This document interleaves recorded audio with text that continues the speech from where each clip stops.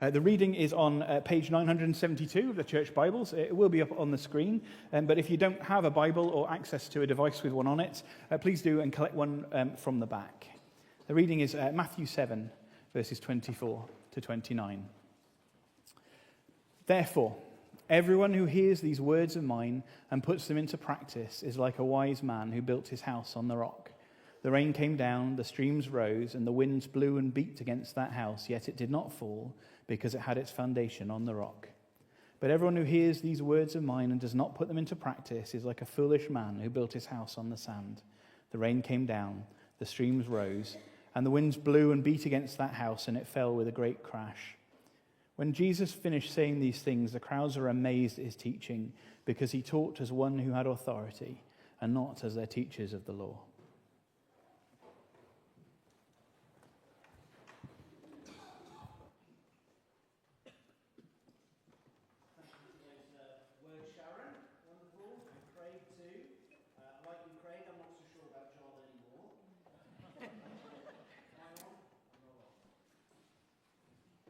Is that better? There we go. I was on mute. Great. Now, by getting baptized, Sharon and Craig are not saying that they have turned over a new leaf. They're not saying that they are giving religion a go. They're not saying that they're merely trying to be good people. Being baptized is a way of saying that you have a completely new foundation in your life. So that's what Sharon and Craig are saying this morning. And this new foundation, it completely changes everything. As has come across in their stories, it's not about them. It is their stories, it's their story of how they have come to faith, but it is about someone else ultimately. As was conveyed, it's about Jesus. It's about what he has done for them. It's about his word, his message. We call that the gospel because it means good news. And that is what has made the difference in both of their lives. So just for a few minutes before we do baptize them, I want to use the words of Jesus in this story to think a little bit about this new foundation that he establishes. You see, foundations matter, don't they? Foundations are pretty important in the building industry. When we got our house, we needed to convert the garage into an extra bedroom. But it wasn't as simple as removing the asbestos roof and giving it a lick of paint. It didn't just need a bit more insulation. The foundations underneath that garage, they were okay for a garage. I'm not sure how that works because a car is slightly heavier than a person sleeping. But the foundations were not suitable for it to be part of the house. And so we had to get people in to demolish it, to dig up the existing foundations, dig down deep into the ground and pour out all this concrete into the ground. And only then could, again, other people who we got in could build up brick walls and lay a roof and then the painting and decorating and so on. So only once the proper foundations have been put in place could that garage be converted properly into part of the house. And in this little story that Jesus tells, this true occasion when Jesus told a story 2,000 years ago, Jesus is making it clear that a proper foundation is needed, not just for building work. He's not just giving advice for builders, but he's talking about our lives. We need to have a proper foundation in our lives, a true foundation in our lives.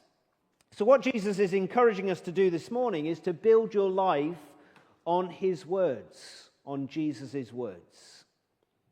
Jesus has been speaking to his closest followers at some length, teaching them what it means to follow him and be part of God's kingdom. And by the end, as we're reaching the end of that message to his disciples, by the end it's quite clear that there's a crowd of people listening in. Whether they've been there all along or whether they've joined as Jesus has carried on speaking. And it's this part of Matthew's gospel account of Jesus' life that we call the Sermon on the Mount. Because it's a sermon that was given on a mountain. Makes sense, doesn't it? And we've been going through this Sermon on the Mount as a church since the beginning of February. This is the final week of that. Now, Matthew, who wrote all of this down, he was one of Jesus' closest followers. And that means he was there when this happened. He's not just writing from ideas that he's heard. He's sharing what he heard, what he saw, what he witnessed. And as Jesus is speaking this Sermon on the Mount, he starts how we all start our Christian lives if we are Christians. He starts with how we become one of his followers. You might know some of the words. They go, blessed are the poor, blessed are the mourners, blessed are the hungry, the thirsty, the meek. And what Jesus is talking about there is on a spiritual level. He's talking about how we become his followers of Jesus, how we become Christians. And how that begins is by recognizing that we are needy. By recognizing that we have nothing of ourselves to make us worthy of being part of God's people. We come to God as beggars. We come with nothing to offer but everything to ask for. And it's then that we have all of our needs met in and through Jesus. And that's how the foundation begins. The foundation of the Christian life. It begins by realizing our need and asking for it from Jesus. We come to him not saying we are sorted. Anyone here who's got their life completely sorted? Doubtful. But we come saying, not I'm sorted, but I am sinful. We come saying, I am in desperate need of help here because I can't fix myself. That's how we come to Jesus. That's how we become Christians. That's how the foundation is set in our lives. And perhaps you've never experienced that. Perhaps you've come here to support Craig and Sharon, and it's wonderful to have you. And perhaps you know that you're not a Christian, and maybe you're not even interested. And if you're in that kind of position, what I would ask you to do is to at least give Jesus a hearing. At least hear him out. And you'll do that by what you've witnessed, by what you hear today. But you can do that as well by reading the rest of Matthew's gospel account, for example. Read these parts of the Bible that speak about Jesus' life. And that will enable you to at least give him a hearing, give him a chance. But maybe as you've come to support Craig and Sharon, and maybe as you've seen them over the last few months, year, 2 years almost, you've seen that something is different. You've seen that they've got something you haven't. Maybe you thought you were a Christian, but you've realized that actually there's something different here. There's something that I'm lacking here.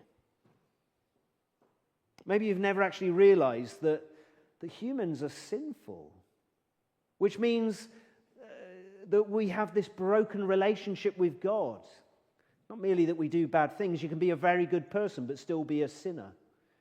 Because that's how each one of us begins our lives. We are sinners because we have this broken relationship with God that we have caused as humanity. And perhaps you've never realized that you need a relationship with God fixing. The greatest thing we can ever seek for in our lives as human beings is a connection with God. A connection with the one who made us and wants us to be with him forever. In which case, if that's something you're just starting to realize, then I want you to see this morning about how your life can be rebuilt upon Jesus. So it begins by realizing our need and having that need met by Jesus himself. And then it leads to a completely transformed life. Just like how our garage, when it was rebuilt, looked very different. Couldn't park a car in a bedroom, for example. So our lives, when they are built on this new foundation of Jesus, they begin to look completely different. And that's partly because of what Jesus does in our lives when we come to trust in him. And it's everything that has been talked about in this Sermon on the Mount, that the whole of our life is changed. And it's not just on an outward appearance level. It's not just that you look different in how you behave and how you are around people. Jesus is calling for us to be transformed at a heart level, in terms of what we love, in terms of what motivates us, in terms of how we think, all shaped to be like Jesus himself. That's the change that he's kind of talking about. And that's what it means to build our lives on Jesus. So it begins by recognizing our great need in our sin, and it comes to trust in Jesus, and then the foundation is laid.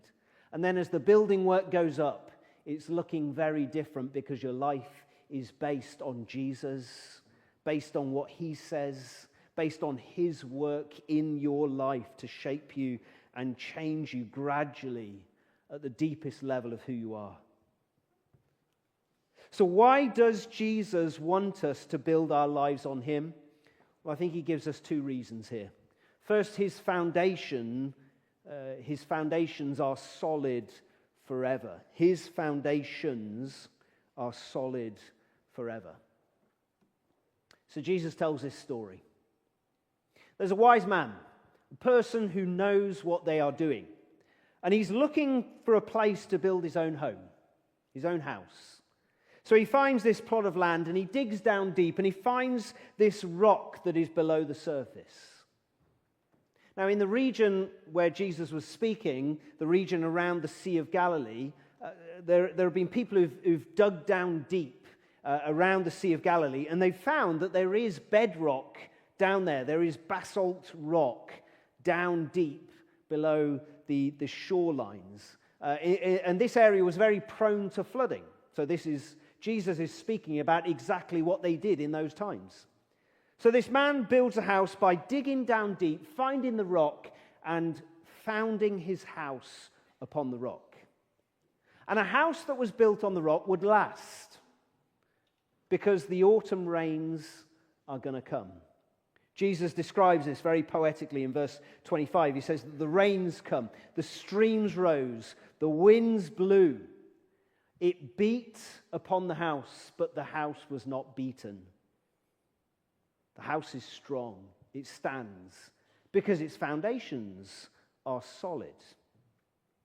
And Jesus is likewise saying that to build your life on him, on Jesus, and on his words, is a solid foundation.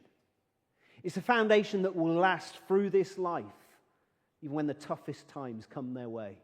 It's a foundation that will last on into eternity, life forever with God. But the story carries a warning. The warning is that other foundations will fail.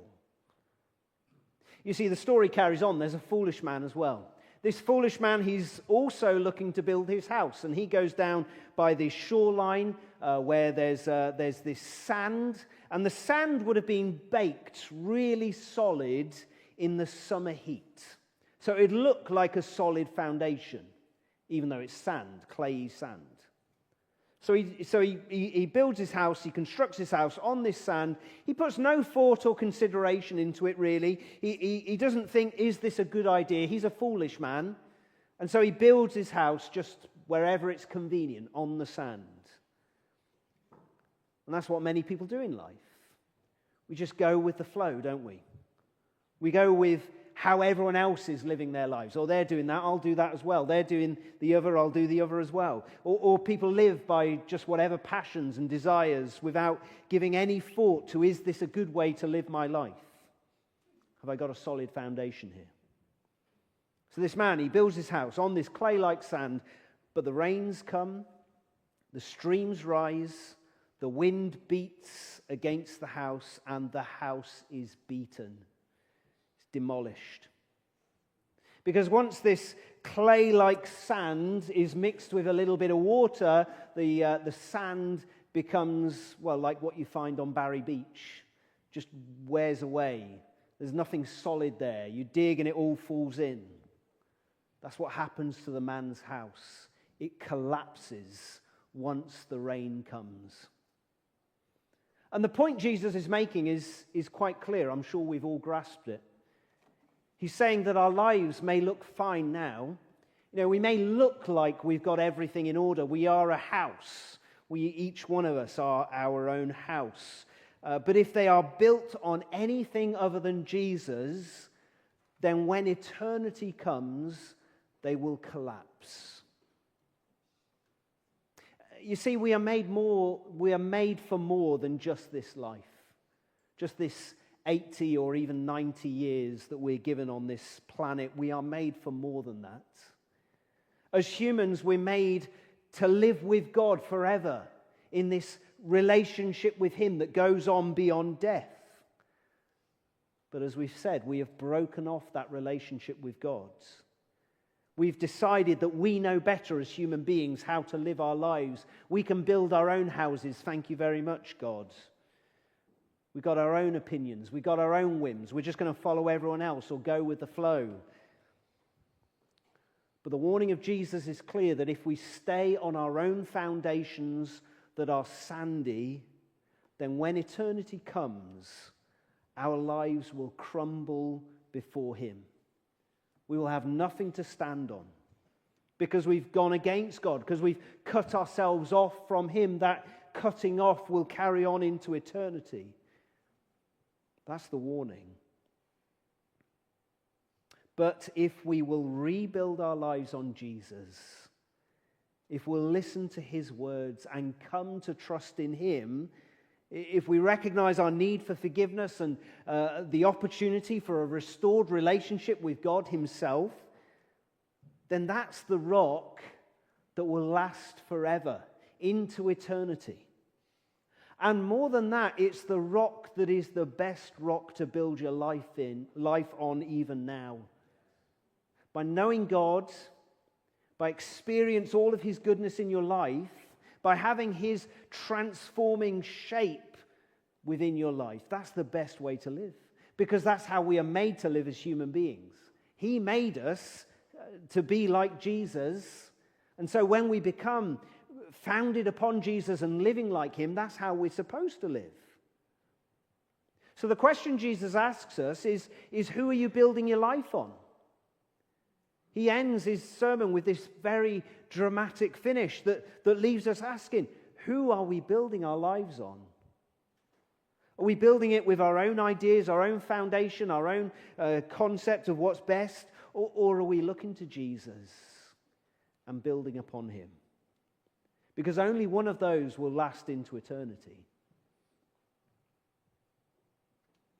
But why would you listen to Jesus? Why should you give Him a hearing? Well, the crowds encourage us to be amazed at Jesus' words. In Jules Verne's novel, Phileas Fogg, he makes this incredible claim. I haven't read the book, just as a disclaimer. I watched the cartoons as a kid. I think Phileas Fogg was a lion or something like that, traveled around the world. Anyway, he made this claim that it is entirely possible to travel around the world in 80 days. Now, that's nothing these days, is it? You travel around the world in 24 hours or 36 hours, whatever it is, I don't know. But it doesn't take much. But in 1872, that's a long time ago, and that was quite a claim. That was a massive claim. And it was only because a few railways had been built that he was able to make that claim. So he said 80 days and you can get around the world. And his friends were so amazed by what he said that they put £4,000 on the table, which was a lot of money back then. And they put this £4,000 wager on him not making it. And Phileas Fogg, he, in his confidence, made the wager £20,000 because he was so confident that he could make it round the world in 80 days. And his friends were even more amazed at his words.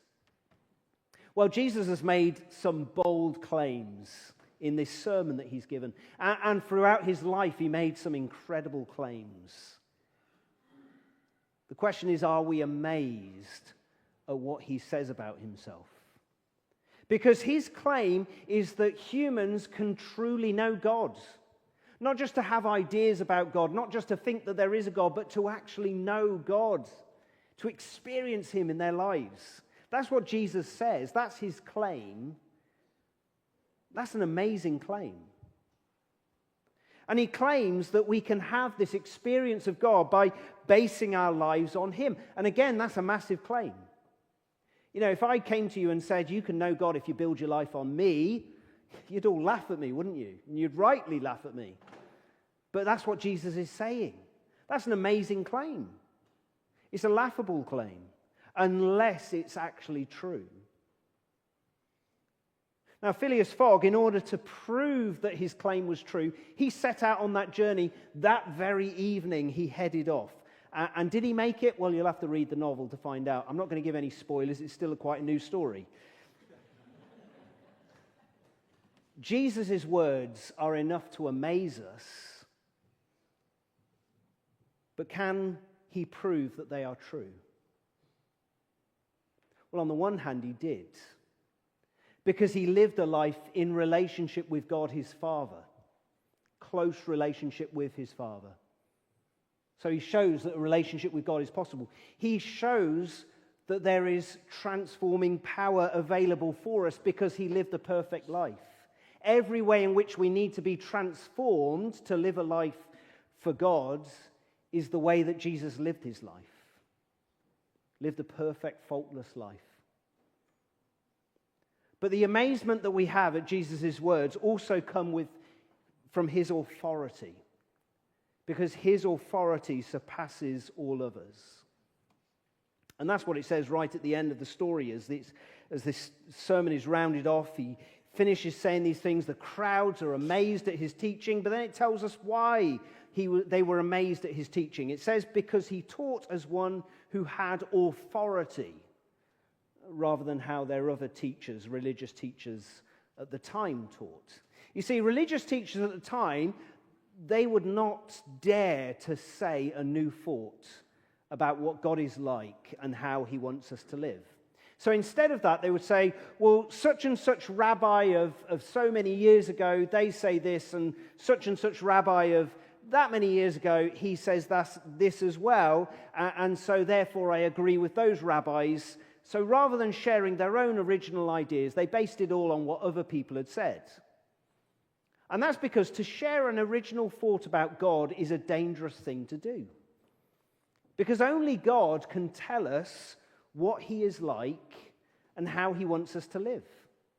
We can't just think up our own ideas about God. And so these rabbis, they would base it on other rabbis and so on. But Jesus, he speaks with authority on who God is and how we can live our lives for him.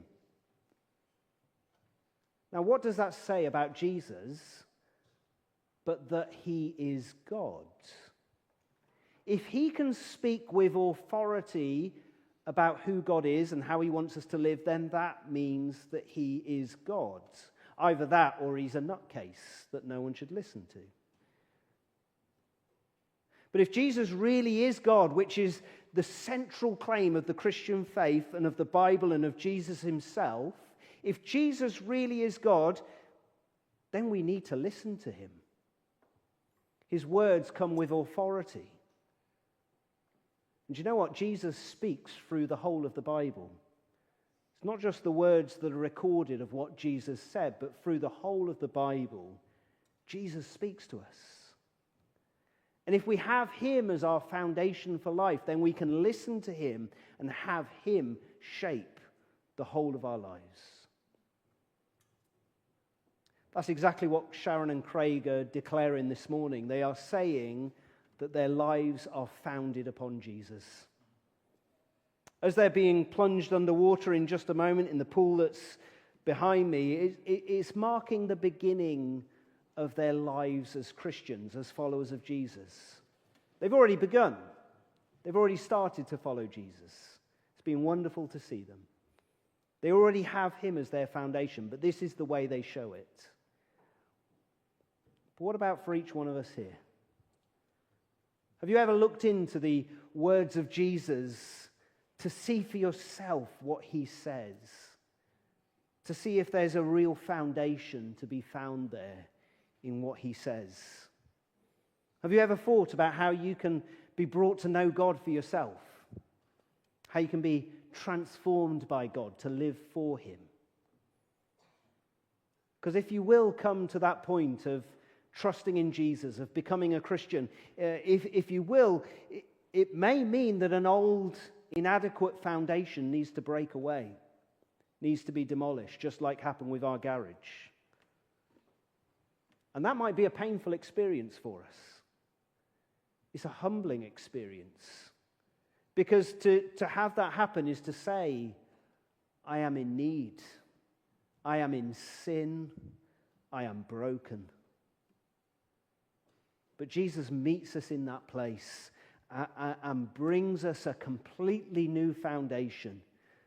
He builds up this new building around us to make us into something new on his solid foundation that is his good news for us. That he has come so that we can know God through trusting in him. So if you will come to trust in Jesus for yourself, then you will have a new foundation in your life. A foundation that means that you will live forever with God and know him throughout your life. And if you'll do that, then the way that we show that is by getting baptized. So if you have become a Christian, then why not get baptized at some point as well? Let me pray, and then we'll sing.